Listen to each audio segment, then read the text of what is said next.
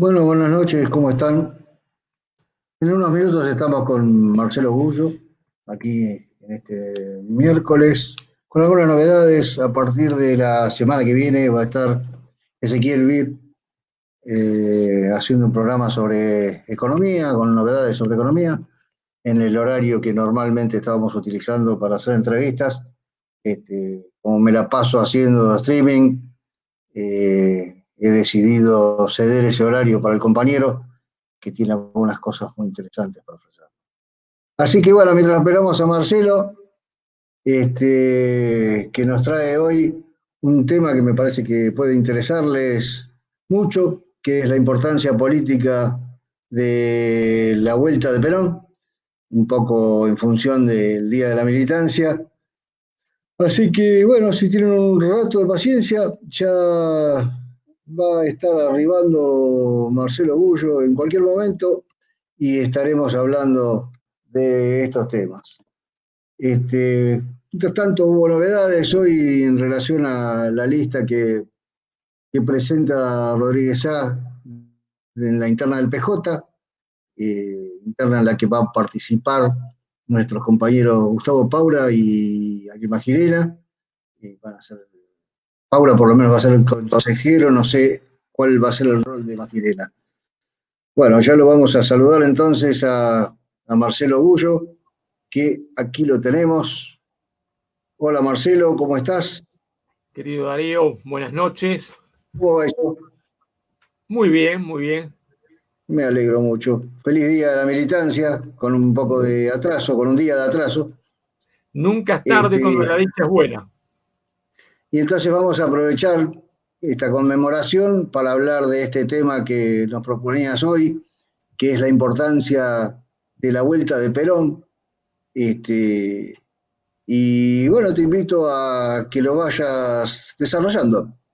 Sí, yo te propuse charlar Darío, sobre el significado histórico de la vuelta a Perón, no sobre la cuestión, ¿no es cierto?, fáctica de la vuelta de Perón y su gobierno, sino lo que dentro de la historia argentina, ¿no es cierto?, el regreso de Perón representa.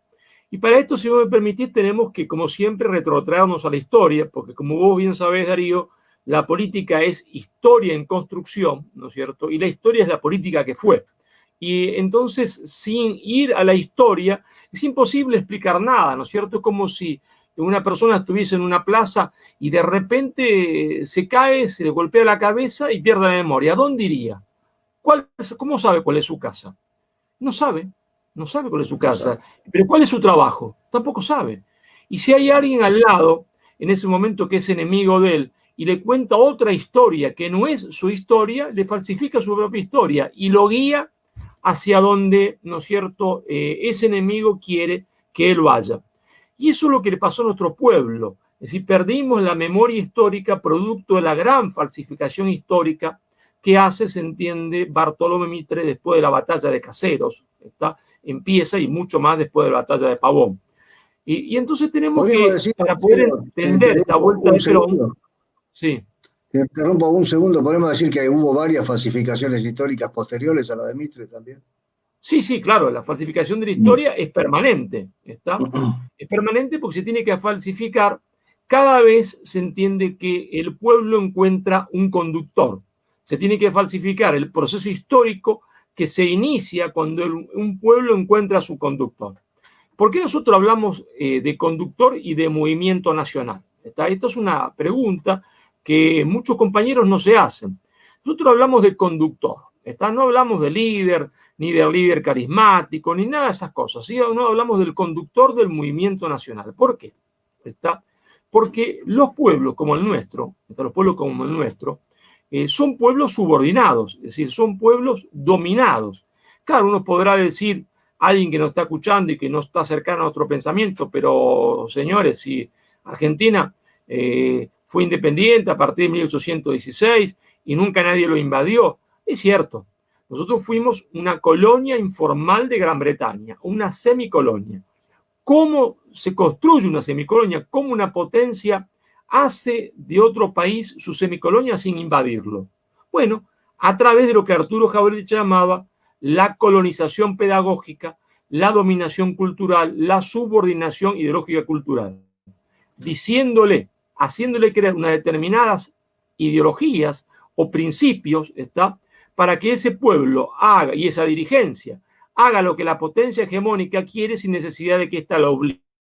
¿Y cuáles fueron esos? Bueno, ahí nomás, nacidos nosotros la vida independiente, Inglaterra nos va a predicar, ¿no es cierto?, la hispanofobia, el nacionalismo de campanario, el libre comercio y el iluminismo. Y a partir de esto, ¿no es cierto?, nos hace una semicolonia inglesa, porque con el libre comercio no podíamos desarrollarnos industrialmente, inhibía el desarrollo industrial. Con el nacionalismo de campanario nos creíamos distintos de Chile, de Bolivia, de Paraguay, y no podíamos reconstruir la unidad perdida y ese todo gigantesco que nos hubiese permitido ingresar a la historia como un gigante y no como, se entiende, un conjunto de enanos. Con el iluminismo destruía las bases espirituales de la nación. Y con la hispanofobia cortaba una de las raíces, se entiende, que toda Hispanoamérica tiene. Bien, de ese periodo que se inicia, se entiende, ahí nomás que nosotros entramos a la vida independiente, porque Inglaterra tenía sus agentes en el Río de la Plata, que era el poder angloporteño, nos saca un hombre. Nos saca un hombre, se entiende, que fue José Gervasio Artigas, el primer gran caudillo, el primer gran conductor que entiende las contradicciones básicas de la Argentina, es decir, la contradicción: proteccionismo, libre comercio, patria grande, patria chica, afirmación de la propia nacionalidad, de las tradiciones contra modernismo, es decir, historicismo contra iluminismo, sí, pues también podríamos llamarlo. Y Artigas entiende todo. ¿Y cómo termina Artigas? Bueno, Artigas, ¿no es cierto?, es derrotado. ¿Pero por qué es derrotado Artigas, Darío? Es derrotado porque el poder angloporteño le va a cambiar a la oligarquía portuguesa que tiene su asiento en Río de Janeiro, que se ha trasladado a Río de Janeiro, la cabeza de Artigas por la banda oriental. Entonces Artigas es derrotado y nunca más vuelve. ¿Y qué nace con esto, Darío? Nace el mito del no retorno. Es decir, la idea de que el pueblo lucha, encuentra a su conductor y se establece una relación de confianza mutua. Esa es la conducción. Es decir, el pueblo confía en su conductor y el conductor en su pueblo, pero al final el conductor es derrotado y nunca vuelve. Hubo que esperar muchos años para que apareciese otro conductor, que fue Juan Manuel de Rosas, que en 1835 pone la ley de aduana, termina con el libre comercio, restaura, se entiende, los valores y los principios, pero Rosas también termina derrotado por la traición, se entiende, de Urquiza. De nuevo el exilio, de nuevo el conductor que nunca más vuelve, de nuevo el mito del no retorno. Es decir, que es inútil, se entiende, la pelea, porque al final luchamos, peleamos, encontramos al conductor, el pueblo encuentra a su conductor, el conductor se hace carne con el pueblo, pero al final el enemigo nos derrota y el conductor desaparece de la historia. Pero incluso el conductor queda quebrado moralmente, es decir, no tiene más ganas de hacer política. Artigas vive muchísimos años en el Paraguay y nunca más quiere volver. Y Rosas lo mismo, es decir, lo quiebran al conductor. El mito del no retorno. Claro, hay entonces movimiento nacional y conductor. ¿Y por qué tiene que haber un conductor? Se preguntará aquellos que ¿no es cierto?, nos escuchan. Es muy sencillo, porque si estos pueblos están dominados, para salir de esa dominación están en guerra contra el imperialismo. Y cuando uno está en guerra no puede estar en estado de liberación permanente en asamblea, porque viene el enemigo y los derrota. Hay que elegir un jefe. Sí. Por eso decía Perón, más vale un jefe malo que 10 buenos, porque 10 buenos están discutiendo entre ellos y el enemigo los rodea y los mata a todos. Más vale, decía Perón, un jefe bueno que 10 malos. ¿Está? Claro, después viene Hipólito Yrigoyen. Yrigoyen no logra ser el conductor del movimiento nacional. Es una posición nacional, porque Yrigoyen no entiende todo. Entiende la hispanofobia y por eso dice hay que festejar el 12 de octubre y reivindica, se entiende, a España. Una de las herencias nuestras. Pero en el tema del proteccionismo económico y la industria no lo entiende.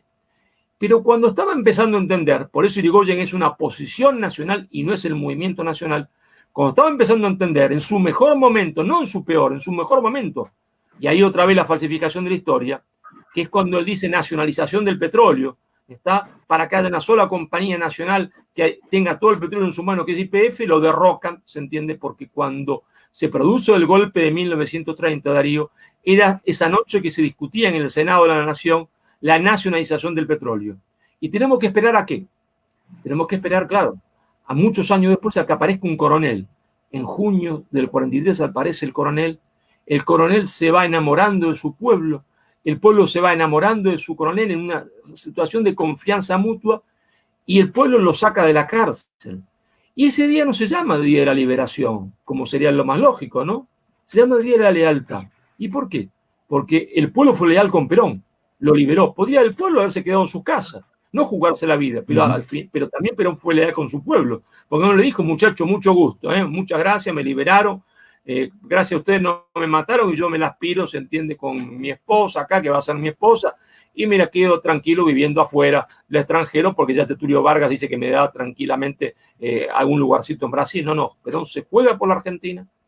Y Perón hace los 10 años más maravillosos de la historia argentina. Los 10 años se entiende desde la felicidad del pueblo y de la grandeza de la nación, porque no solo había felicidad del pueblo, había grandeza de la nación. La Argentina fabrica un avión a reacción, el cuarto país en el mundo. Se crea la Comisión Nacional de Energía Atómica, se inicia la industria automotriz, se inicia la industria del acero, es decir, un pueblo feliz y una patria grande. ¿Está? Pero ¿cómo termina eso, Darío? Septiembre del 55, otra vez la presencia británica, porque había sido Gran Bretaña, el poder angloporteño, el que había derrocado a Artigas, el que se había tirado abajo Rosa, porque sí, había sido Urquiza con Brasil, pero ahí estaba la mano de Inglaterra. Y como explica Perón del poder al exilio, otra vez ahí, ¿no es cierto?, en septiembre del 55, la mano inglesa y Perón, se entiende, al exilio. Y Perón es el único conductor, a diferencia de Artigas y de Rosas, que se recompone a sí mismo. Porque en septiembre del 55 Perón está agotado, está destruido psicológicamente, las presiones de tantos años, la confabulación, las traiciones. Y en el exilio Perón se recompone y dice, voy a volver. Y Perón, a pesar de las proscripciones, a pesar, se entiende, de las muertes, a pesar de que está prohibido pensar y sentir como peronista, Perón vuelve. ¿Y qué significa eso históricamente? Significa algo extraordinario, ¿se entiende? Que nosotros muchas veces no somos capaces de poder comprenderlo o explicarlo. Significa que Perón está volviendo, rompe el mito del no retorno, es decir, esa idea que en el fondo el inconsciente tenía el pueblo, es decir, ¿para qué tanta lucha si al final todo va a terminar como siempre? Si al final vamos a ser derrotados y al final el conductor va a vivir 20 años en el exilio y nunca más va a volver. En el fondo, la gente tenía eso en su corazón, es decir, si peleamos, pero la lucha es como algo inútil, porque siempre nos pasa lo mismo. Perón vuelve. Pero cuando Perón vuelve, no solo rompe el mito del no retorno, rompe la leyenda negra que se había hecho sobre el peronismo, sobre su persona y sobre su doctrina, porque se lo había acusado de fascista. Aérea su doctrina, de nazifascista. Se habían dicho de él, se entiende, atrocidades espantosas, se entiende. Ladrón, lo menos que se había dicho. Y con la vuelta de Perón, con la unidad nacional que Perón consigue con Balbín, se rompe el mito del no retorno, se rompe la leyenda negra del peronismo. ¿Y qué hace Perón? Posibilita que Darío y Marcelo estén hablando ahora, porque si Perón no hubiese vuelto, hubiese sido imposible. Sobre nosotros pesaría la leyenda negra del peronismo, y nadie en su sano juicio puede, se entiende, aunque haya muchos que la predican, nadie en su sano juicio puede sostenerla realmente, porque Perón vuelve con el 60 y pico % de la población, se entiende, votando en elecciones libres por él. ¿Y qué hace con eso? Habilita la doctrina, los principios y los valores del peronismo para el futuro. Por eso yo siempre digo, y estoy repitiéndolo todos los días que puedo, ¿no es cierto? Perón es el futuro. Perón no está en el pasado, porque la doctrina de Perón quedó rehabilitada por Perón, ¿está? Y nos regaló esa doctrina para el futuro. Tanto nos regaló esa doctrina para el futuro que en el último gran esfuerzo que hace Perón, el gran esfuerzo intelectual, su último gran esfuerzo intelectual, ¿no es cierto?, nos regala ese maravilloso, se entiende, libro que fue Modelo Argentino para el Proyecto Nacional, que es un testamento político, ¿verdad?, que tiene una vigencia extraordinaria. ¿Verdad? Cuando uno lo lee, parece escrito ayer, no parece escrito en la década del 70, ayer.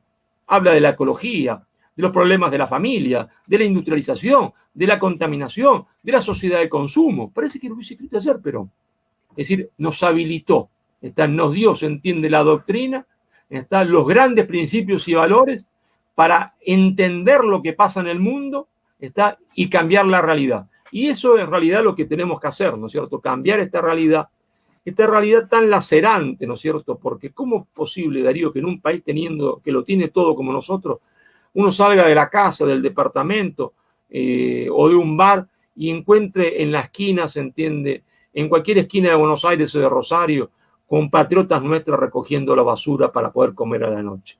La Argentina vive una miseria material, pero también vivimos una miseria espiritual, ¿eh?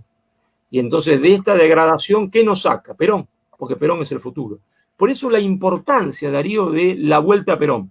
No simplemente como una reivindicación personal de Perón, no como una reivindicación de la militancia, tantos compañeros que habían dado la vida, su esfuerzo, otro compañero más joven que estaban, se entiende, ahí peleando por la vuelta a Perón, no solo esa reivindicación de las personas y de ese esfuerzo, sino que posibilita que hoy estemos haciendo este programa. Si Perón no hubiese vuelto, hubiese sido imposible. Esto hubiese sido una metáfora. Nos dirían cualquier cosa. Ahí está su tirano sangriento que nunca más volvió, cobarde que no se atrevió a volver, mentiroso, ladrón, de todo. Ahora lo dicen. Sí, claro que pueden decirlo, pero no tiene ningún asidero. Perón no fue un cobarde, Perón no fue un ladrón. Fue un patriota. Mientras narrabas esto, me recordaba este tema de cómo cierra Perón su paso por este mundo diciendo que mi único heredero es el pueblo. Y en función de lo que estás diciendo en relación al conductor, lo que entiendo con estas palabras es que al heredero, al próximo conductor, lo van a construir ustedes. No es, parece ser, es el mensaje, en lugar de ponerlo en un nombre que tal vez no podía ser realmente quien podía volver a conducir el proceso. O sea, quedó en nosotros, quedó en el pueblo, esta posibilidad de que volvamos a tener un conductor que nos lleve a lo que Perón nos trajo. Claro, porque Perón es un hombre que ha estudiado la historia, ¿está? Sabe que es muy difícil crear un conductor o nombrar un heredero. Es prácticamente imposible, ¿no es cierto? Prácticamente, porque ¿qué es la conducción? Una relación de confianza mutua. Una relación de confianza mutua, es decir, el pueblo que confía en un hombre que aparece en la historia, que está dispuesto a jugarse la vida por ese pueblo, porque en realidad lo que la gente ve no son las palabras, lo que la gente ve son las actitudes. Es decir, si realmente hay coherencia entre el pensamiento y la acción, eso es lo que el pueblo ve. Entonces decide jugarse por ese hombre. Y ese hombre, claro, debe ser también responsable, debe también jugarse por ese pueblo, entregar la vida por ese pueblo, ¿no es cierto?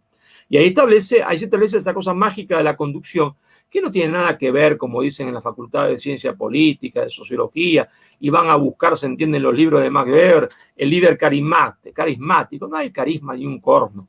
Lo que hay, se entiende, es un hombre que tiene los cojones suficientes para jugarse la vida por su pueblo y entonces la gente lo reconoce. No es una cosa mágica, es una cosa perfectamente racional.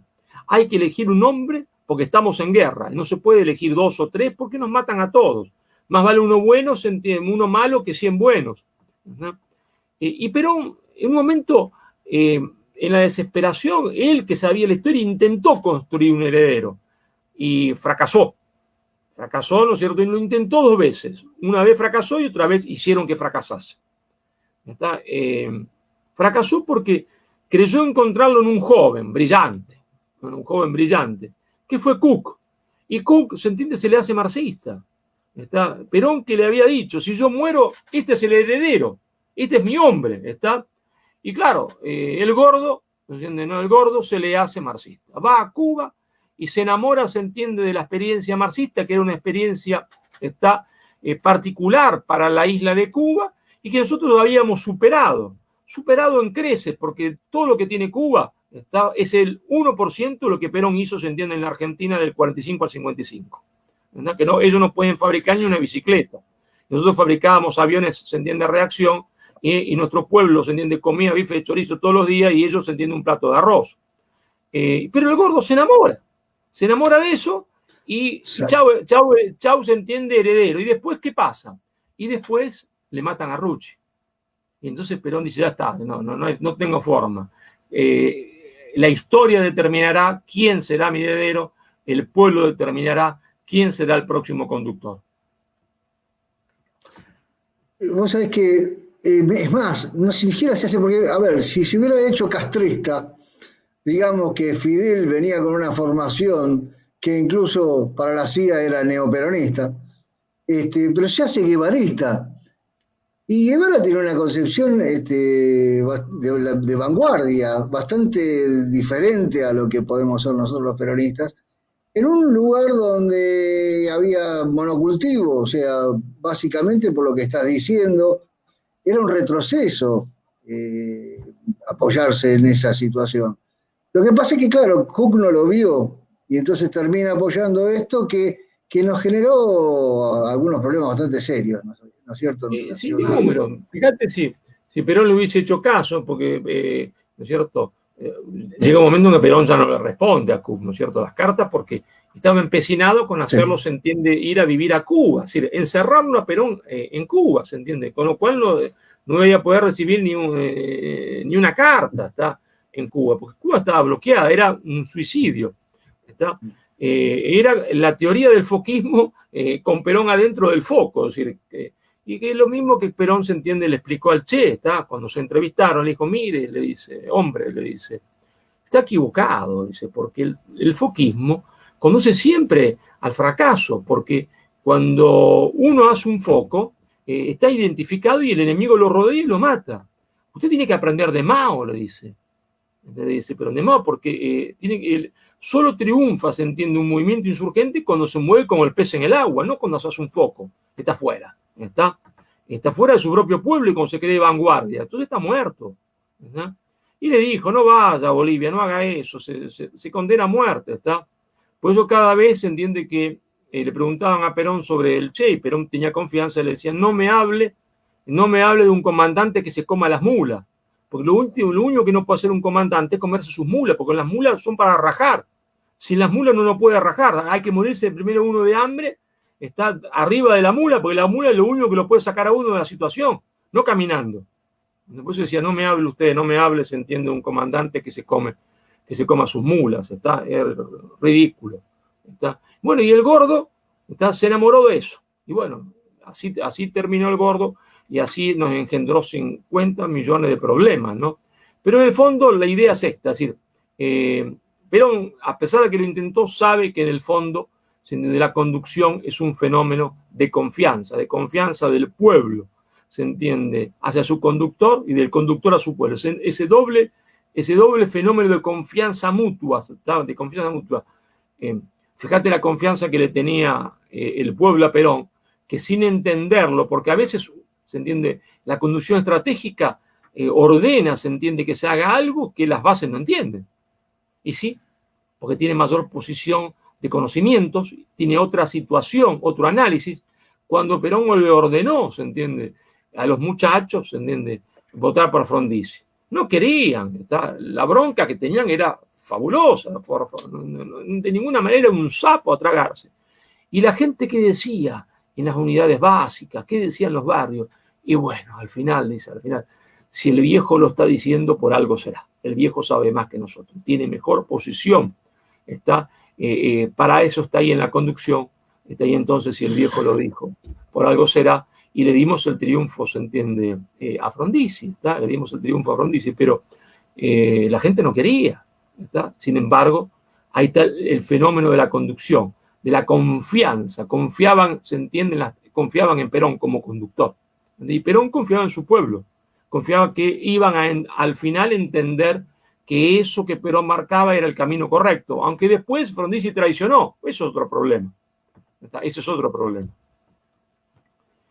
Tantas veces escuchaba en la universidad, horas y horas, se entiende, para ver, se entiende, Perón, o Haya de la Torre, o Gaitán, y ahí entonces, Max Weber, líder carismático. Después vienen uno dan vuelta a la página, el que está dando clases, y está, no, pero aparte de esto, hay que tener en cuenta que esto viene de una cuestión psicológica, porque el pueblo está buscando a su padre, si están todos enfermos, son toda una manga de enfermos mentales que buscan a su padre.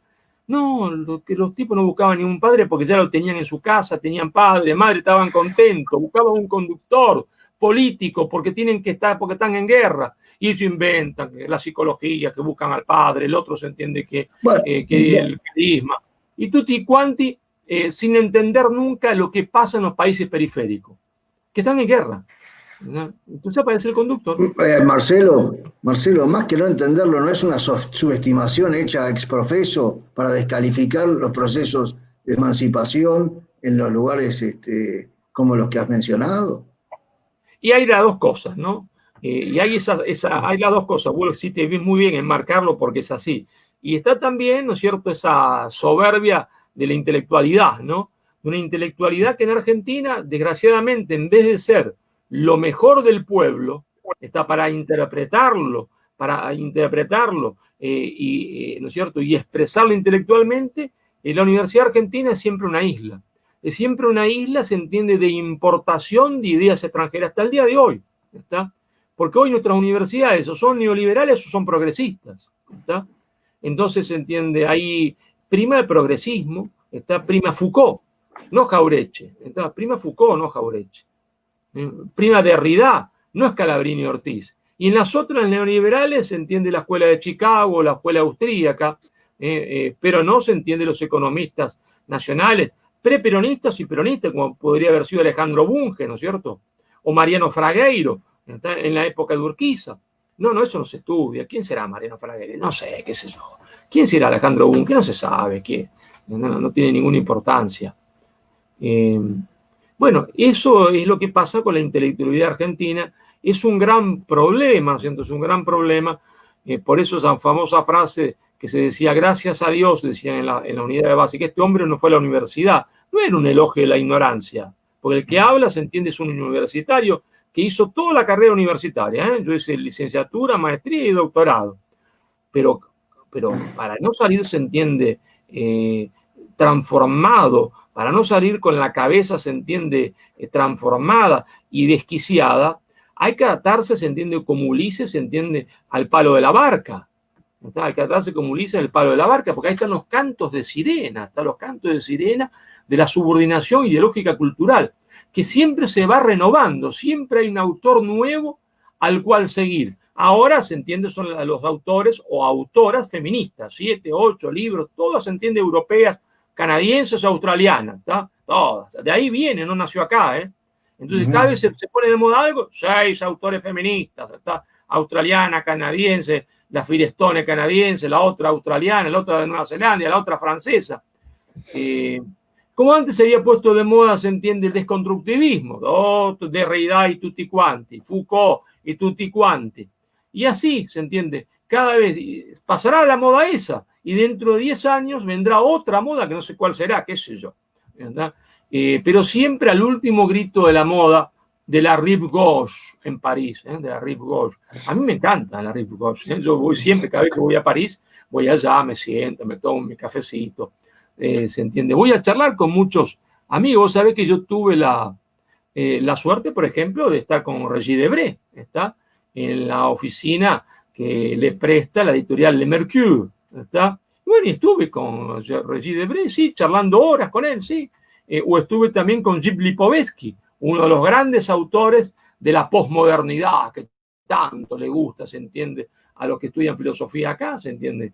Origen de todos los males que tenemos acá, como se decía en la que también estuve con él, le hice una entrevista, la publiqué, ¿está? No es que digo que estuve y no está la entrevista, está publicada, ¿verdad?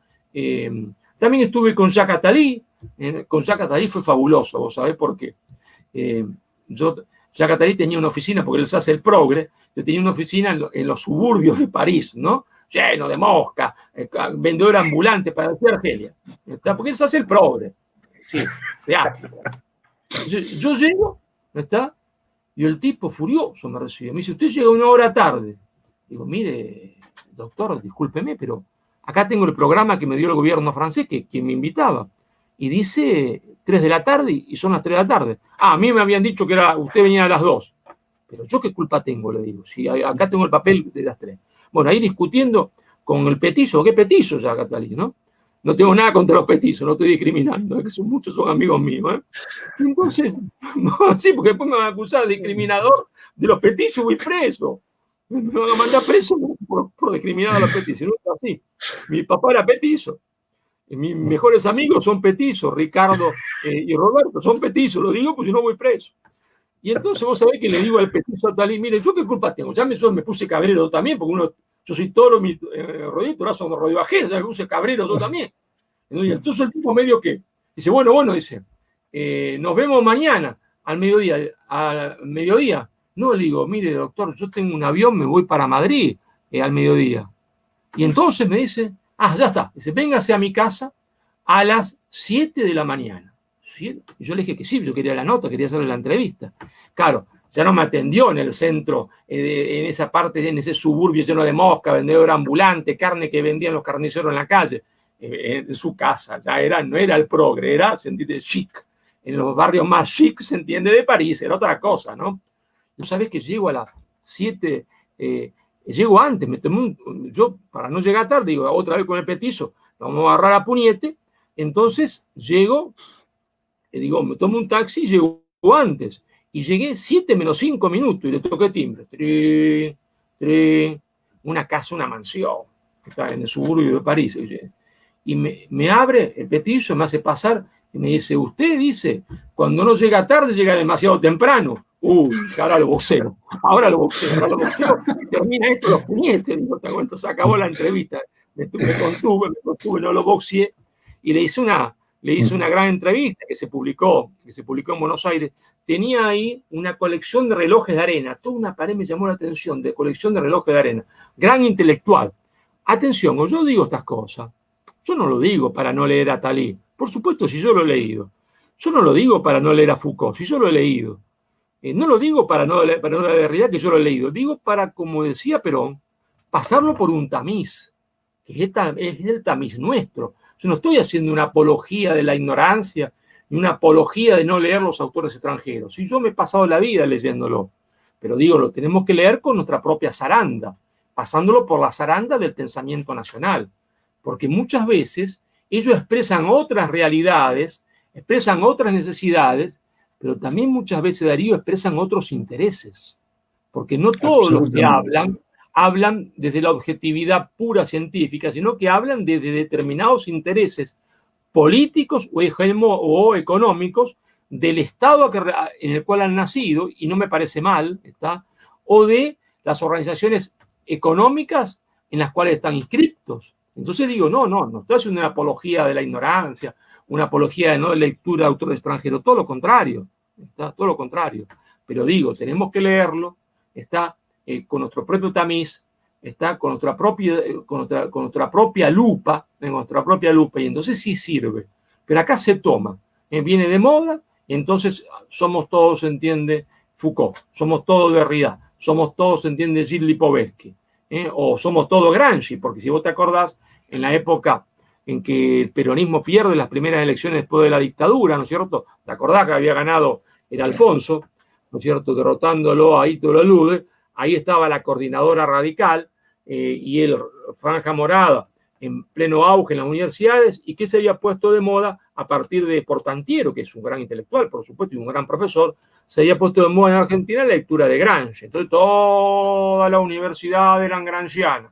Yo no tengo nada en contra de estudiar a Gramsci, entre otras cosas porque mi abuelo fue militante comunista y compañero de partido de Antonio Gramsci. Y yo lo he leído profundamente, es un gran intelectual, pero de ahí a tomarlo irreflexivamente, de ahí a tomarlo como si fuese un libro sagrado, hay un paso muy grande, ¿tá?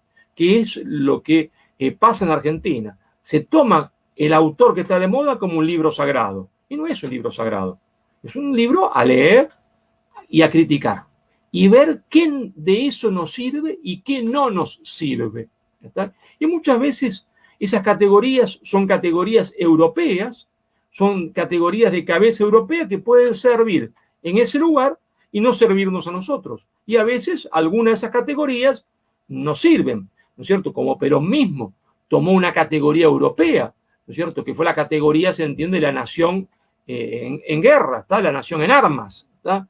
La nación en armas no es que fue la famosa, se entiende, conferencia de Perón, que es el acta fundacional del peronismo, decía Fermín Chávez, en la Universidad de La Plata, en el año 44, esa noción, ese concepto, Perón lo toma, se entiende, de Europa, el concepto del pueblo en armas, de la nación en armas, pero lo reinterpreta, lo nacionaliza, para que esté acorde a las necesidades de la Argentina. Entonces, uno puede tomar ideas de otros autores, por supuesto, y conceptos, claro que sí, y pueden ser muy útiles si están nacionalizados, si están resignificados a partir de nuestra propia realidad, como hizo Perón. Hoy charlaba estuve un rato con Guillermo Moreno, y se nota mucho el tema de la academia en la universidad respecto a temas económicos, y más en los últimos años. Por eso cuesta tanto, por eso el discurso de Guillermo Moreno en relación a la economía parece único, porque no tenemos la cantidad suficiente de economistas que hayan podido correrse de lo que la academia impone. En economía se nota muchísimo porque nos han vendido el manual del adversario, ¿no es cierto? Entonces te hablan de la libertad del libre mercado cuando no lo practican. O sea, el libre mercado es solamente para nosotros, para los dependientes. Ellos ejercen proteccionismo. Vos sabés que yo en mi libro, Relaciones Internacionales, una teoría crítica de la periferia sudamericana, dedico un capítulo justamente a ese tema, ¿no? Porque a mí me interesó saber cómo se produjo la subordinación ideológica de los economistas latinoamericanos o iberoamericanos al neoliberalismo. Y entonces, estudiando, investigando, más que estudiando, investigando, encontré y pude describir cómo se había producido ese fenómeno. Y es muy interesante, le digo, porque ese fenómeno que tiene como boom la década del 80, la gente dice, bueno, nació en la década del 80. No, no, no. Estados Unidos preparó eso durante muchísimo tiempo. ¿Y sabe cuándo comienza a prepararlo? En el auge del desarrollismo. En la década del 60, ¿no? La embajada norteamericana en Santiago de Chile, que tenía una especie de como agregaduría cultural, ¿no es cierto?, comienza a trabajar el tema de la subordinación ideológica. ¿Cómo? Bueno, lo que se llamó el Proyecto Chile. Es decir, estaba involucrado en esto la Universidad de Chicago. En la Universidad de Chicago estaba, se entiende, Milton Friedman, ¿no es cierto?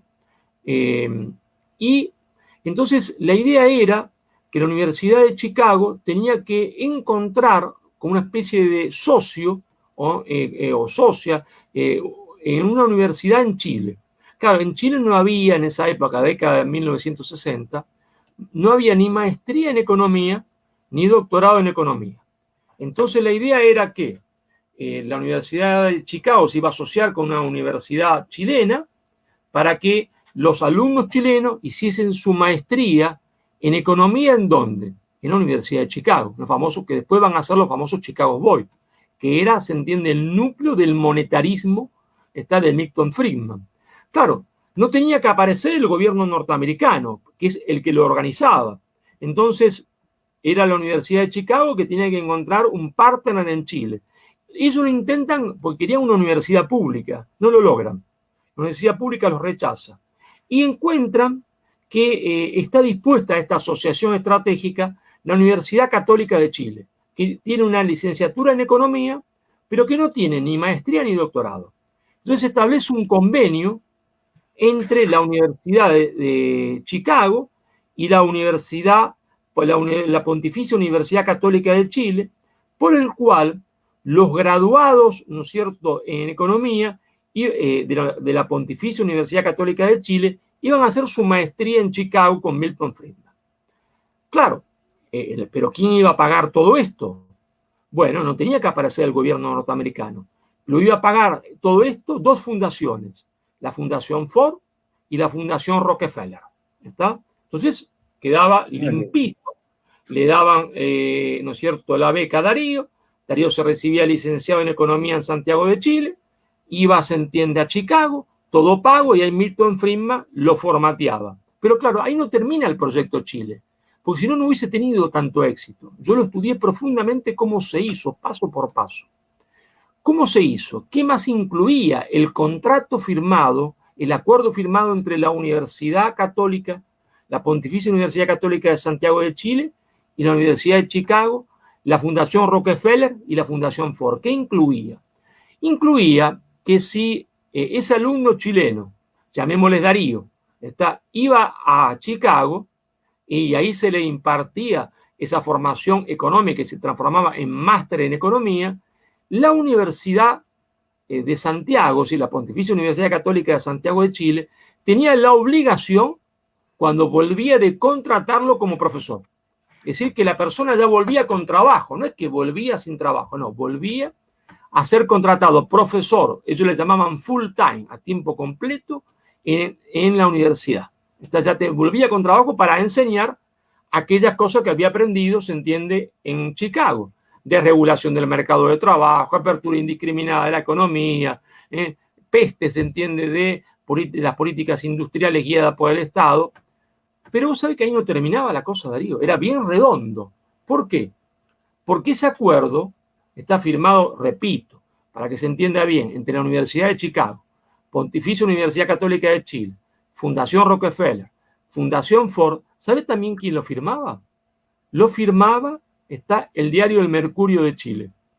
Porque el diario El Mercurio de Chile se comprometía a que, a medida que estos alumnos iban volviendo y que tenían trabajo en la universidad, el Mercurio iba a crear una sección de economía que no existía en el diario El Mercurio, una sección de economía que iba a estar a cargo de los Chicago Boys, es decir, de los graduados en Chicago.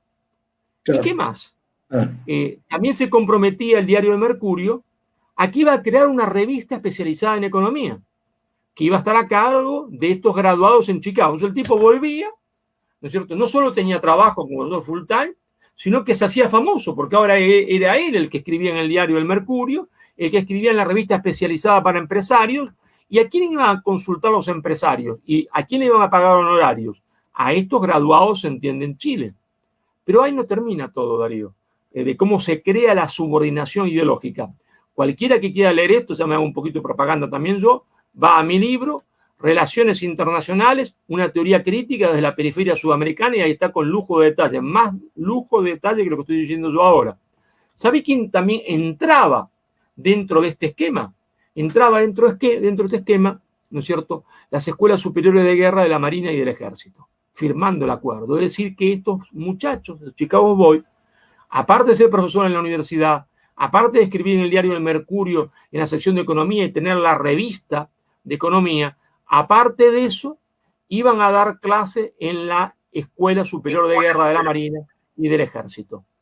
¿Está? Y ahí, ¿a quién formaron? A todos los militares que hicieron el golpe de 1973. Entonces, lógicamente, cuando los militares hacen el golpe, ¿a quién ponen, se entiende, al comando de la economía?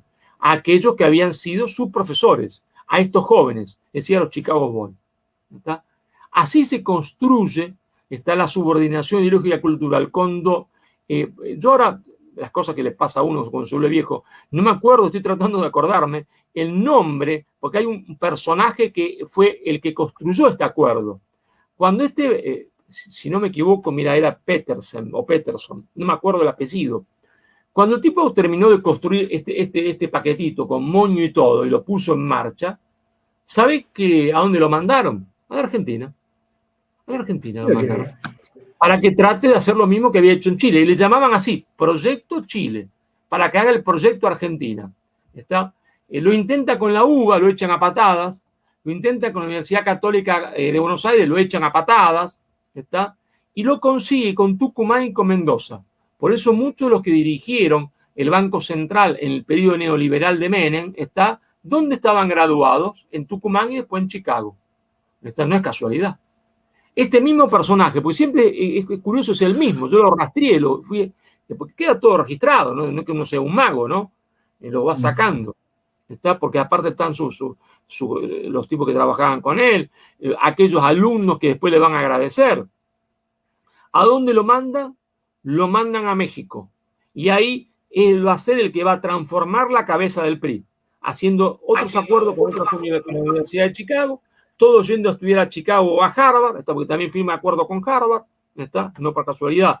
Nuestro Domingo estudió para allá, ¿está? Con nuestro Dominguito, no me refiero al hijo de Sarmiento, ¿no? A otro Domingo, ¿no es cierto? A otro Domingo.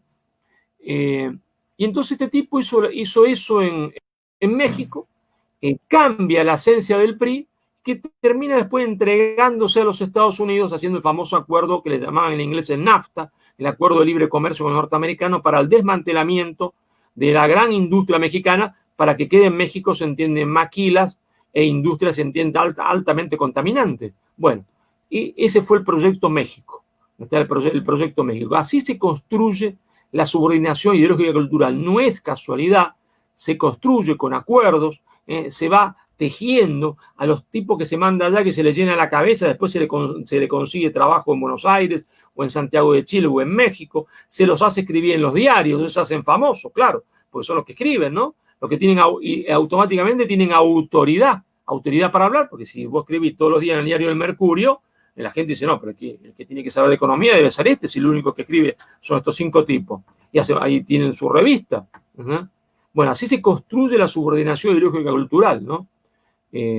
Bueno, no para echarle la culpa solamente a Estados Unidos, los soviéticos también hacían lo mismo.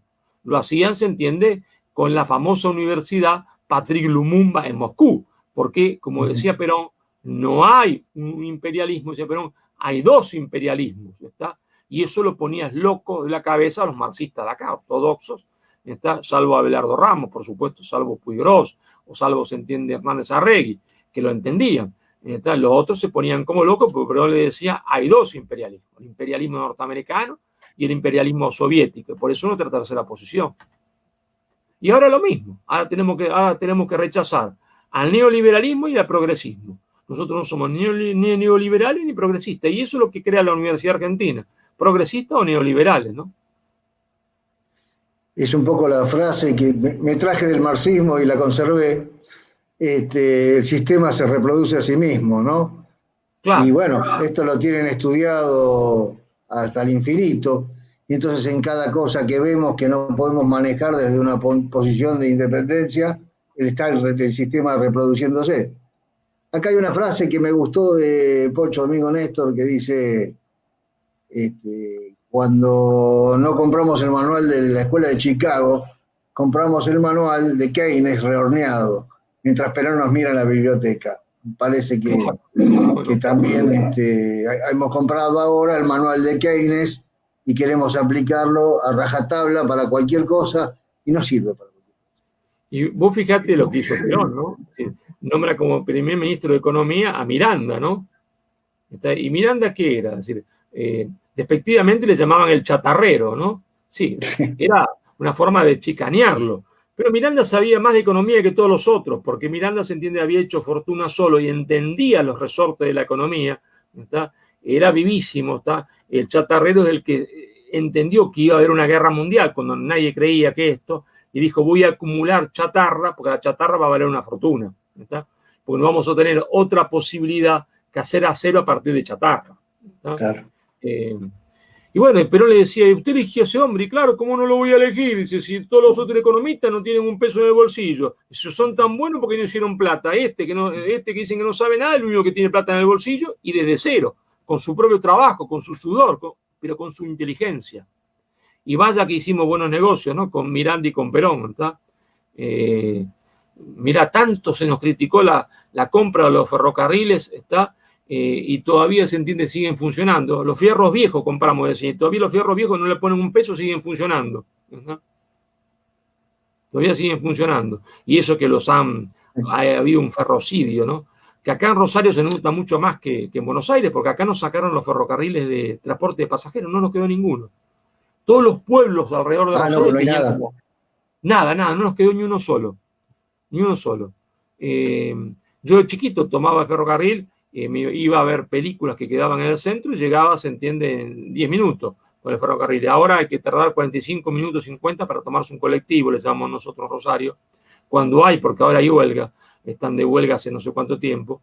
Y nada, la dictadura militar liquidó en Rosario todos los trenes de cercanía, ¿verdad? Y después lo poco que había quedado lo terminó de liquidar, se entiende, el Turquito, ¿está? Junto con Mingo, y así nos aniquilaron. Fue un ferrocidio, es decir, vos sabés que es una cosa que me tortura el tema del ferrocarril, porque no hay país con la extensión que tiene Argentina que pueda funcionar sin ferrocarril. Y yo muchas veces No estoy en condiciones de demostrarlo, nunca lo escribí tampoco. Pero ese odio al ferrocarril, en el fondo me parece que es un odio al peronismo. Es decir, es como eso acá sí aplico la psicología. Se objetivizó en el ferrocarril el odio al peronismo. ¿Viste? Como con un objeto uno no lo quiere porque significa algo malo para uno, ¿está? O le trae un malo recuerdo un objeto, porque uno le hace acordar a tal persona que a uno le hizo daño, ¿está? Bueno, al mediopero, a la oligarquía, objetivizó el odio al peronismo en el ferrocarril y lo destruyó sin piedad. Nos quedamos sin ferrocarril en un país que no puede vivir sin ferrocarril. Me acuerdo, que Dios lo tenga en su gloria, cometió muchos errores, pero era un patriota, a pesar de que cometió centenares de errores, que fue Pino Solanas, ¿no? Un homenaje para Pino, por favor. Y esa gran película, La Última Estación, me hizo llorar. Esa película sobre los ferrocarriles de Pino Solanas, La Última Estación, me hizo llorar. Es decir, cuando se veía a ese hombre empleado del ferrocarril barriendo la estación de trenes de San Carlos de Bariloche, diciendo, porque el ferrocarril va a volver, tiene que volver, no puede no volver. Y el tipo tenía la llave de la estación, y todas las mañanas él solo las abría la estación y la barría, la mantenía limpia. Claro, una locura, ¿no? Porque el ferrocarril no iba a volver. Pero él tenía razón, porque tenía que volver. No volvía por el odio. Y no volvió nunca. Terrible, ¿no? Se objetivizó en el ferrocarril el odio al peronismo, a esa gran transformación social, la transformación social más importante de la historia del tercer mundo, más importante de la periferia, ¿no? Porque nosotros nos olvidamos que cuando se hacía el servicio militar, en Buenos Aires, en Rosario, casi todos entraban, pero en Tucumán no, en Santiago del Estero no, en Catamarca no. ¿Y por qué? Porque no le daba el piné. ¿Y qué era el piné? Era proporción entre altura y espalda, y no le daba porque tenían huesitos flaquitos porque no habían comido cuando eran chicos. Es decir, la Argentina preperonista era una Argentina de desnutridos, ¿está? Y Perón termina con la desnutrición infantil, ¿no? Que volvió, se entiende, estos últimos años cuando no hay más peronismo. Vuelve a partir del 76. Perón había terminado eso. Por eso el peronismo fue la transformación más profunda, material y espiritual de cualquier pueblo de la periferia. El proceso de liberación nacional más importante del tercer mundo. El movimiento contrahegemónico más importante, porque otros movimientos hicieron acción, pero no tuvieron doctrina.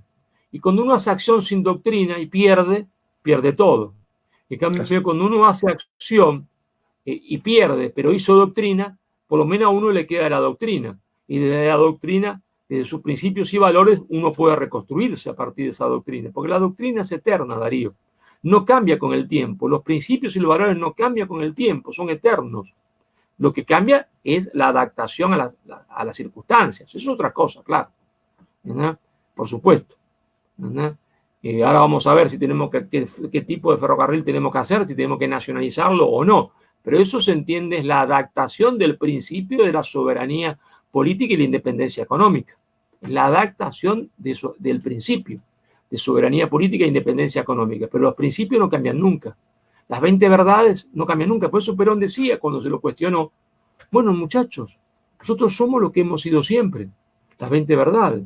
Una sola de esas verdades modificó Perón a su vuelta. Que esa verdad decía, para un peronista no hay nada mejor que otro peronista. Y Perón dice, señores, hay que pasar a una etapa superior. Tenemos que entender que para un argentino no debe haber nada mejor que otro argentino. Y sella la unidad nacional con el abrazo con Balbín, ¿no es cierto? Para un argentino no debe haber nada mejor que otro argentino, a pesar de la diferencia. Es la única verdad que Perón, de las 20 verdades, modificó. Sí, de todas formas,